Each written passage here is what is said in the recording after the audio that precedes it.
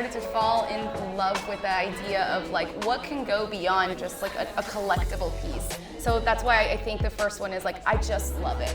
So some projects that I personally started dabbling into were just because I liked it. I simply just like the art, and I'm like, I'm investing money. If I go out to eat to a restaurant, sometimes I'm not sure it's gonna be good food or not, but I spent the money.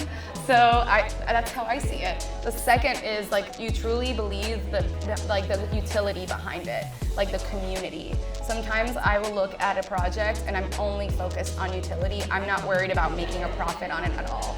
I'm looking at who is the team behind the project. Like very important. What's their roadmap?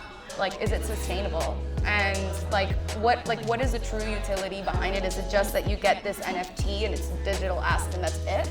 Or is there more? Is there an IRL experience to it? Is it all online? Like, what am I getting out of this?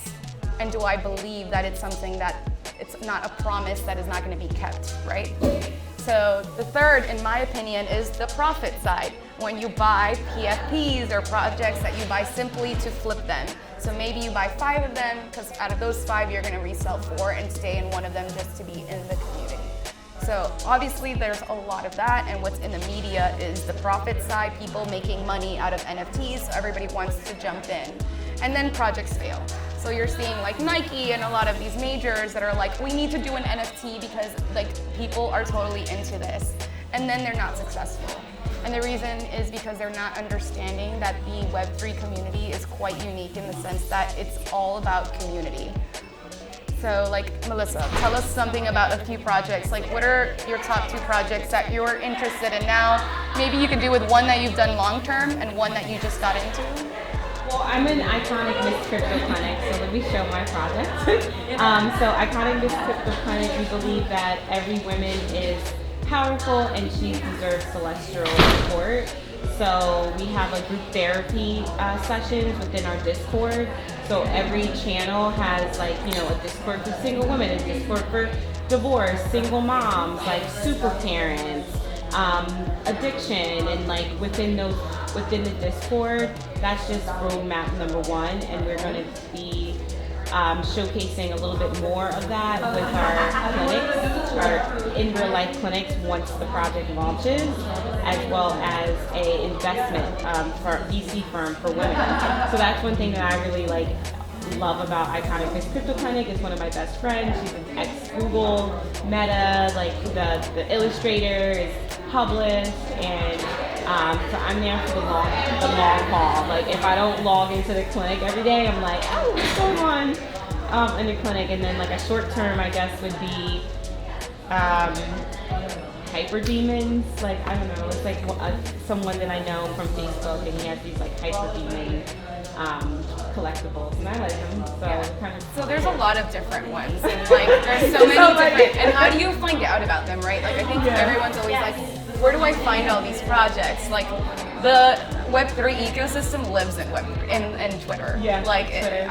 It's crazy. Like I myself, I had a Twitter account from 2010 that I think I opened like once or twice. And then like early last year, I was like, I'm gonna get back into my account that had less than 90 followers, and I'm like, I'm just gonna like follow all these people that I want to learn from, because you can get close to like the founder of a project and be in like a Twitter space with them, or you could have been in a clubhouse and you met someone, so you follow them on Twitter, and you're like actually engaging, because there's not necessarily like we're posting about how beautiful our day went and the things that we did. We're just writing things, right? We're just like scripting, like, oh, we did this, like, what about this project, what about this link? So it happens so fast on Twitter. It's like instant information, like on like real life, right? Like it's so live. And so I started getting into Twitter and looking at projects that way.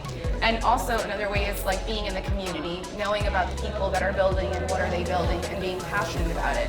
So the people that got into those like big blue chip projects, they were just involved in Twitter and getting in Discord or like Slack, like in a community, learning from each other. Hey, someone says, hey, you should buy this project. I'm like, okay, I'll buy it because I know you, so I'm gonna get into it.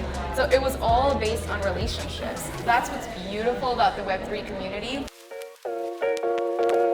Us at Web3 Equity, like our total tribe, the reason that our NFT is a little different is because we focus on onboarding women, so it's more of a membership than it is an NFT. Yes, the art is cool. Obviously, Amaranta, who you saw her, like she's here, Superama, and she's our artist, and she's like, actually she's right there with the hat, but she's right there with the hat. So we wanted to support women, so we wanted to make sure that like a majority of our team building, even like on the developer side, were women because we wanted to empower them. So we said, listen, we're building this NFT. Before we even created the NFT, we were already doing these dine and learns at no cost to our community because we felt like it wasn't a very equitable space and we wanted to make sure that we provided equity. So everyone that has joined our community knows that we're not necessarily a project that you're gonna buy a whole bunch of them and flip it and sell it. You've completely diminished the whole purpose. Once you own the NFT, you have access to a ton of free resources that we put on our website that are going to be locked. All the events are free to you.